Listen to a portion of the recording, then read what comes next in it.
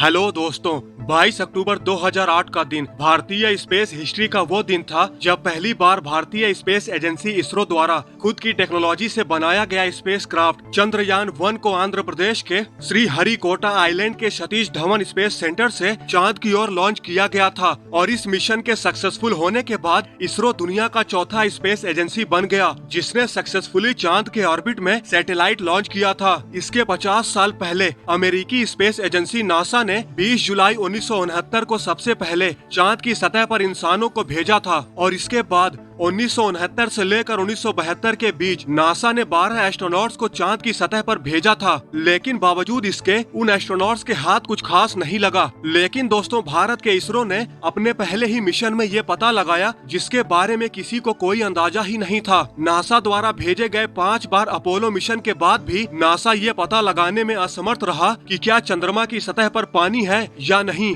NASA के scientist का ये मानना था कि चांद पे पानी हो सकता है, लेकिन इसका कोई पुख्ता सबूत नासा को नहीं मिला था। लेकिन फिर साल 2008 में भारतीय स्पेस एजेंसी इसरो ने चंद्रयान-1 नामक स्पेस क्राफ्ट को चांद की ओर भेजा और फिर 14 नवंबर 2008 के दिन चंद्रयान-1 में लगे एक प्रोब MIP यानी मून इम्पैक्ट प्रोब को चंद्रमा के साउथ पोल में क्रैश लैंडिंग करवाया गया। दोस्तों, इस क्रैश लैंडिंग का मुख्य उद्देश्य ये जानना था कि आने वाले समय में चंद्रमा की सतह पर सॉफ्ट लैंडिंग कैसे किया जा सकता है। लेकिन किसी को ये नहीं पता था कि इस क्रैश लैंडिंग की वजह से दुनिया को एक ऐसी चीज का पता चलेगा जो कि इंसानी इतिहास की सबसे बड़ी खोज होगी। और दोस्तों, ये खोज थी पानी की। जी हाँ, चांद की सतह पर पानी का अस्तित्व। जब MIP यानी मून इम्पैक्ट प्रोब चांद की सतह से टकराया तब उस टक्कर की वजह से चांद की सतह से धूल के फव्वारे उठे और फिर चंद्रयान-1 में लगे एक इंस्ट्रूमेंट की मदद से चंद्रमा की सतह पे मौजूद मिनरल्स की मैपिंग की गई। और इस मैपिंग के द्वारा मिले डेटा से ये पता चला कि चंद्रमा के दोनों ध्रुवों में पानी की भरमार है।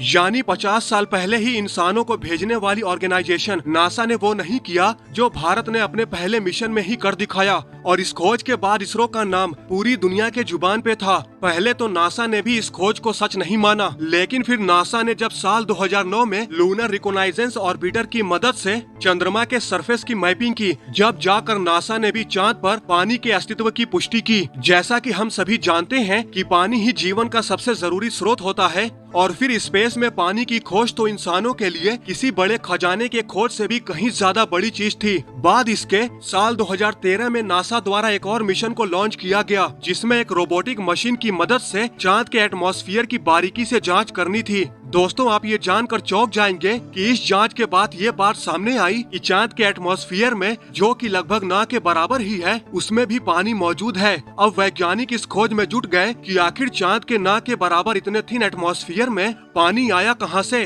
तो दोस्तों, आपकी जानकारी के लिए बता दूं कि अंतरिक्ष में घूम रहे एस्टेरॉइड्स, मीटियोरॉइड्स और कॉमेट्स अक्सर हमारी धरती से आकर टकराते रहते हैं। बताया जाता है कि हमारी धरती के शुरुआती दिनों में जब हमारी धरती पर कोई एटमॉस्फेयर नहीं था, तब इन्हीं एस्टेरॉइड्स के हमारे धरती से टकराने की वजह से हमारी धरती पर पानी आया है। ऐसे ही एस्टेरॉइड्स की टक्कर आज के समय में हमारी धरती से होती रहती है। हालांकि आज के समय में ज्यादातर एस्टेरॉइड्स और इनके टुकड़े हमारी धरती के वायुमंडल में प्रवेश करते ही धरती के एटमॉस्फेयर में घर्षण की वजह से जलकर राख बन जाते हैं। लेकिन जब यही एस्टेरॉइड्स चंद्रमा की ओर अग्रसर होते हैं तो चांद पर कोई एटमॉस्फेयर न होने की वजह से ये एस्टेरॉइड्स सीधा चंद्रमा की सतह से जा टकराते हैं और इस टकराव की वजह से चांद की सतह पर जोरों की वाइब्रेशन होती है। और जैसा कि वैज्ञानिकों ने खोज की है कि चांद की सतह के एक पतली सी लेयर के नीचे पानी मौजूद है और जब कोई एस्टेरॉइड चंद्रमा की सतह से टकराता है तो इस टकराव में इतनी ऊर्जा उत्पन्न होती है कि जिससे चांद की सतह के नीचे मौजूद पानी के कण तेज रफ्तार से किसी फव्वारे की तरह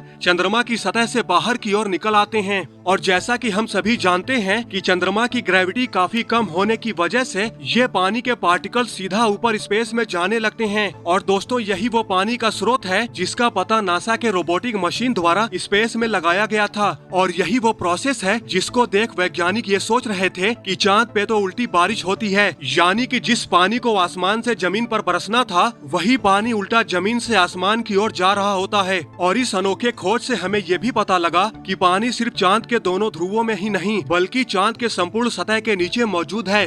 लेकिन दोस्तों एक बात जो हमें उदास कर देती है वो ये कि चांद पे मौजूद ये जो पानी है वो बहुत ही कम मात्रा में है। इसका मतलब ये है कि चाहे चंद्रमा की सतह के नीचे भले ही पानी मौजूद क्यों न हो, पर चांद की जमीन काफी सूखी है।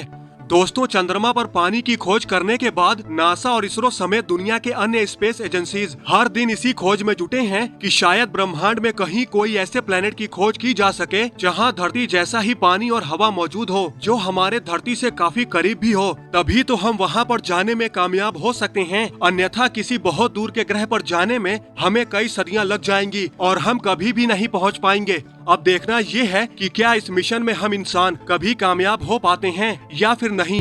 दोस्तों आज के लिए बस इतना ही। इस बारे में आपकी क्या राय है हमें कमेंट करके जरूर बताएं। दोस्तों आज का ये हमारा वीडियो अगर आप लोगों को पसंद आया तो इस वीडियो को लाइक और ज्यादा से ज्यादा शेयर जरूर करें, और अगर न भी पसंद आया हो तब भी हमें कमेंट करके जरूर बताएं ताकि हम अपनी वीडियो में सुधार कर सकें। पर एक बात एकदम न भूलें, वो है हमारे चैनल को सब्सक्राइब करना। तो मिलते हैं नेक्स्ट वीडियो में। जय हिंद।